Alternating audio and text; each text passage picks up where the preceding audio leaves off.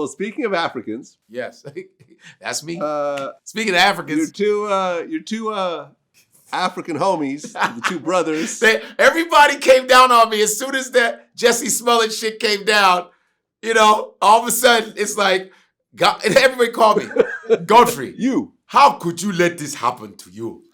How did you let two Nigerians, how could you do it? Why didn't you stop them? I'm like, I didn't know. That shit, listen, he was acquitted, right? They dropped all the charges. I don't know. Chris Rock kind of capped on his ass. Did you see that? Yep. That shit was funny as that shit was funny as hell. But I don't know what this, I don't know what to believe. I really don't know what to believe. It just seems so shady. Because here's the thing. When it first came out, that two white men, I mean, I guess some white men and some ski masks and MAGA hats, they grabbed them and say, aren't you that little faggot nigga from Empire? I was like, at first I was like, yo, fuck that shit. This is bullshit because white dudes do fucked up crimes to black people. Like that little piece of shit motherfucker in Dallas that beat up that black woman. What's his name? Sheffield, whatever. I hope they catch his ass and give him the same treatment. He's the Dallas dude that's punching the black woman, like literally haymakers. You know, a lot of white men are doing that nowadays with this Trump shit. A lot of white men are getting bold, grabbing, but they always grab like the innocent ones. They'll fight black women, they fight little black kids, but they don't fight them old ashy knuckle brothers that ain't got no job with the Timberlands on. You know what I mean? That'll knock you the fuck out. I notice a lot of these white dudes are pussies. I'm talking about the racist ones. They're a bunch of bitch-made motherfuckers that won't fuck with real dudes. Anyway, I'm just being honest. They go fucking hitting black women, shit like that. When I heard that, I was on that, these white boys are up to that bullshit again, because for some reason Trump has given these motherfuckers all this boldness to just be grabbing minorities and shit. So I was like, man, I can't believe it. Then they showed the noose on his neck and the whole thing. And then when I said, wait a minute, something like, I was like, wait, and this is Chicago. And if you guys understand how cold it is in Chicago, I don't think you understand, motherfucker. I grew up in that shit.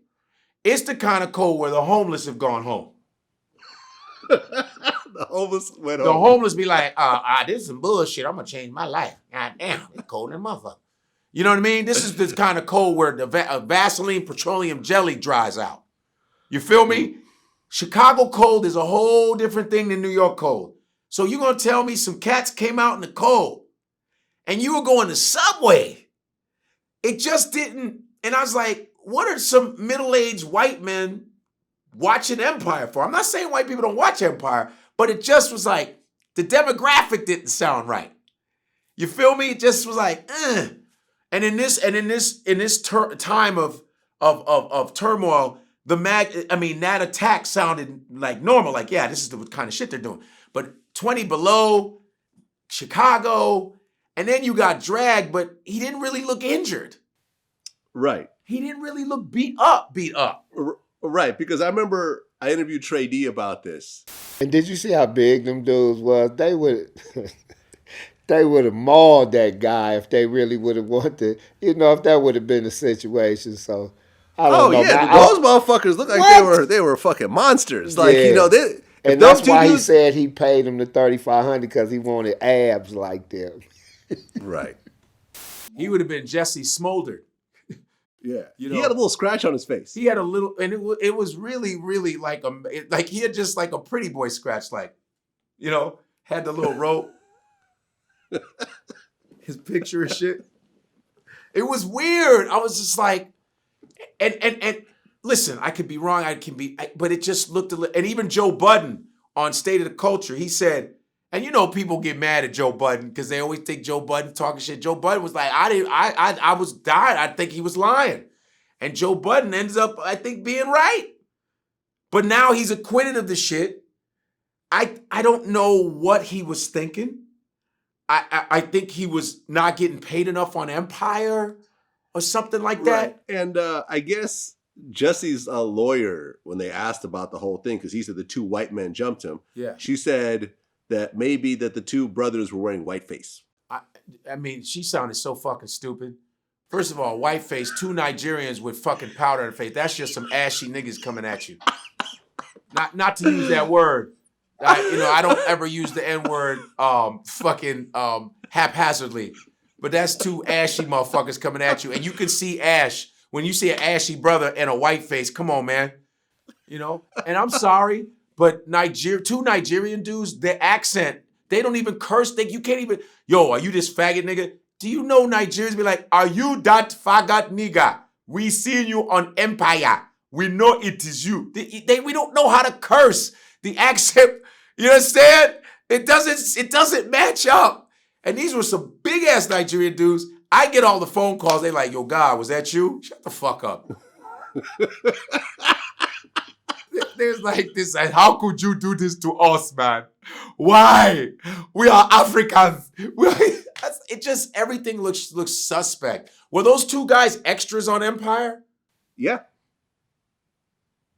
I don't get it. It just, he wants you know what I think happened? This is what I think. What do you think? And this is all theory, so I don't know. This is all theories. When dealing with the legal system and talking to cops and interviewing them and everything else like that, the general impression I get is that when it comes to prosecutors, they will only take on a case if they're like 95% sure they'll win. Okay, right.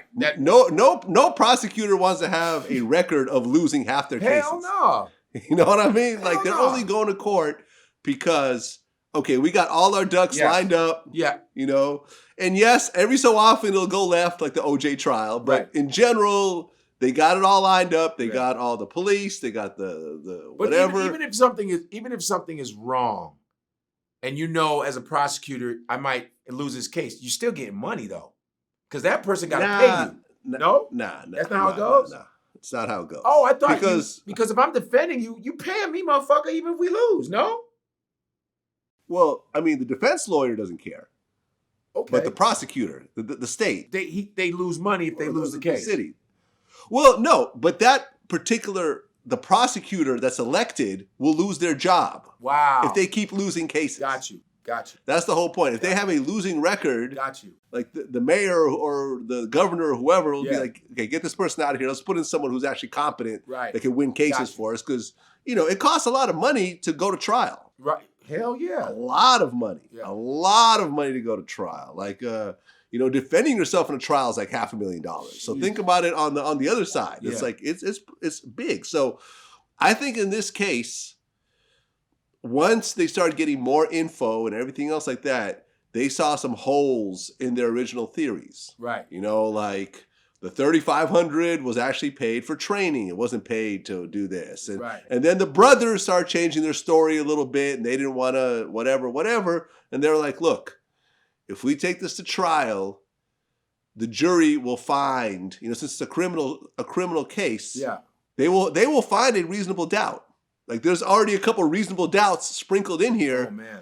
We're better off just dropping it all and just taking this L. Because taking an L in trial is a lot worse than dropping all the charges.